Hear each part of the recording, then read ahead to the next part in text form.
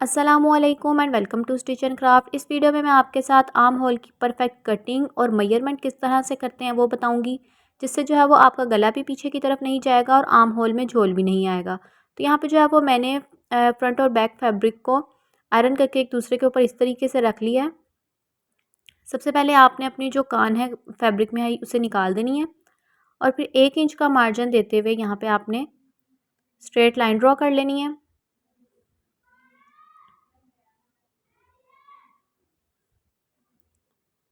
इसके बाद हम अपने नेक की मार्किंग करेंगे, जिसके लिए विड्थ मेरे पास 7 इंचज़ है, तो यहाँ पे हम उसका हाफ लेके 3.5 इंच पे एक मार्क लगा देंगे और उसके बाद अपने शोल्डर की यानी तीरे की मार्किंग करेंगे। 7 इंच यहाँ पे मेरे पास तीरा है, तो इस तरह से रख के मैंने एक मार्क लगा दिया है। इसके बाद हम अपने आर्म होल की मार्किंग करेंगे। अच्छा, अब आर्म होल जो है वो मेरे पास एग्जैक्ट मेरा 8 इंच था, तो यहाँ पे मैंने उससे 2 इंच कम रखना है। आपका जितना भी आर्म होल होगा आपने उससे 2 इंच या 2.5 इंच कम ही रखना है। तो यहाँ पे जो है वो मैंने 6 इंच पे एक मार्क लगा लिया है। दूसरी साइड पे भी इसी तरीके से हम मार्किंग कर लेंगे।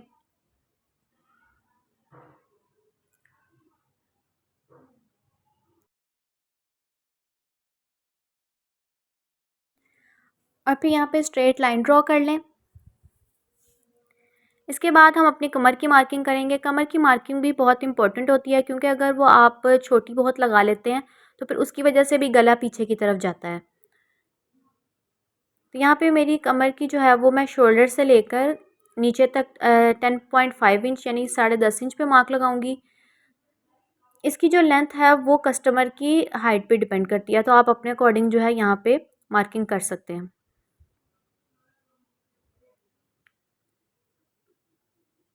इसे भी स्ट्रेट लाइन से ड्रॉ कर देंगे।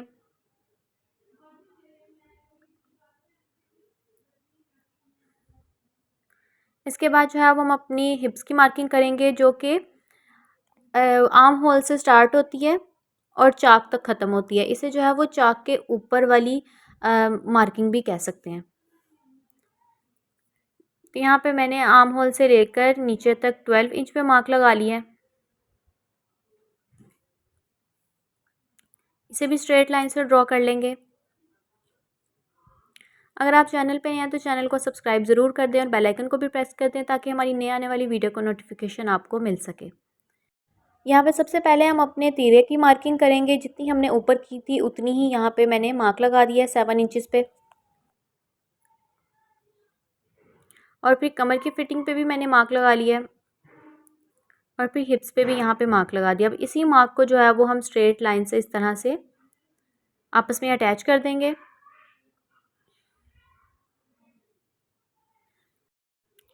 इसके बाद आप अपनी ओवरऑल लेंथ की मार्किंग कर लें और फिर जो नीचे एक्स्ट्रा फैब्रिक होगा उसे कटिंग कर दें। अब जो है वो हम अपनी आर्म होल की कटिंग की तरफ जाते हैं। तो यहाँ पे जो है वो मैंने जो तीरे का निशान लगाया था नीचे की तरफ, उससे 1 इंच आपने अंदर की तरफ एक और मार्क लगा देना है और फिर ये दोनों जो हमने मार्किंग की है इसको हमने स्ट्रेट लाइन से अपने शोल्डर के साथ अटैच कर देंगे।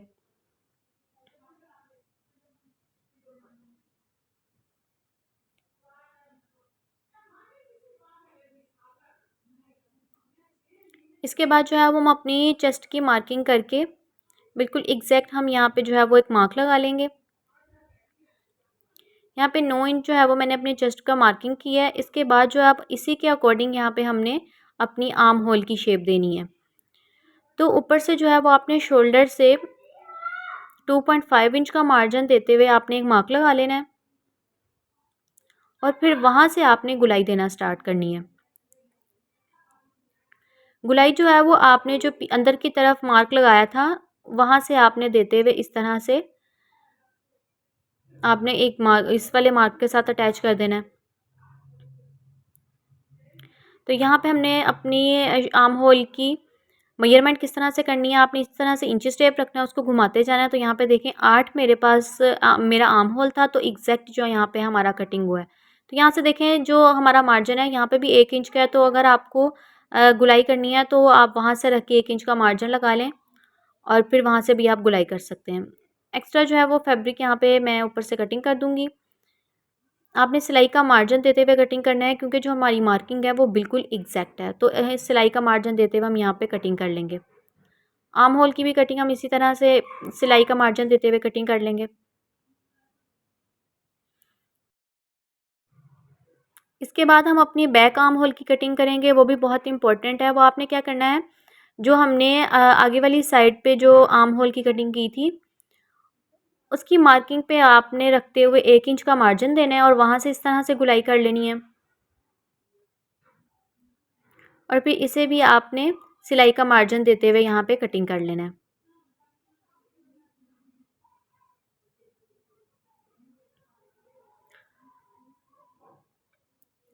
और फिर ऊपर वाली साइड से भी आपने थोड़ा सा इस तरह से तिरछा करना है। तो जी यहाँ पे जो है वो हमारी ओवरऑल कटिंग हो चुकी है। अगर आपको वीडियो इन्फॉर्मेटिव लगी हो तो वीडियो को लाइक ज़रूर कर दें और चैनल को सब्सक्राइब भी कर दें। और अगर कोई चीज़ समझ नहीं आई तो आप कमेंट सेक्शन में पूछ सकते हैं।